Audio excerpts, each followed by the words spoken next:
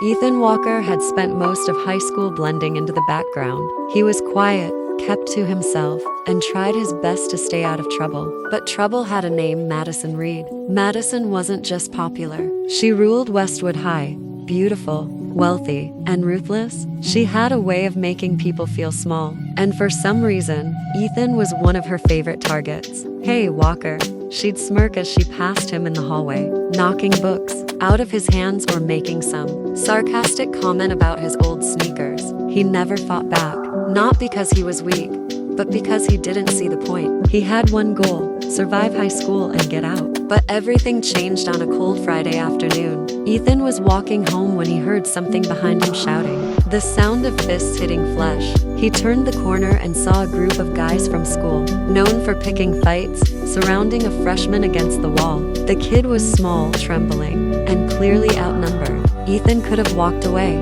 He should have, but something in him snapped. "Hey." His voice was steady, more confident than he felt. "Back off." The guys turned to him, amused. "Look who it is." One of them sneered. "You want to play hero, Walker?" He knew what was coming. Before he could brace himself, a fist crashed into his ribs. Then another. Ethan fought back as best as he could, but it was 5 against 1. Still, he didn't go down easily. He landed a few punches, knocking one guy to the ground before another hit him across the jaw.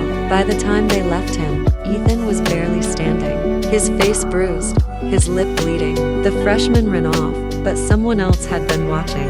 Madison. She had seen everything. For the first time, she wasn't looking at Ethan like he was beneath her. There was something else in her eyes, something like regret. The next day at school, whispers filled the halls about what had happened. When Ethan walked in, people actually noticed him, even Madison. She approached him at lunch, her usual smirk gone. "You look like hell." "Gee, thanks," he muttered. She hesitated, then sat across from him. "I saw what you did. Why'd you do it?" Ethan sighed, poking at his food. "Because someone had to." Madison was quiet for a long moment. Then softly she said, "I was awful to you." He looked up, surprised. "Yeah, you were." She swallowed hard, something like guilt flashing across her face. "I don't know why I did. Maybe because everyone expected me to be that way." Ethan studied her, realizing for the first time that Madison Reed, the girl who had made his life hell, looked human. "You don't have to be who they expect,"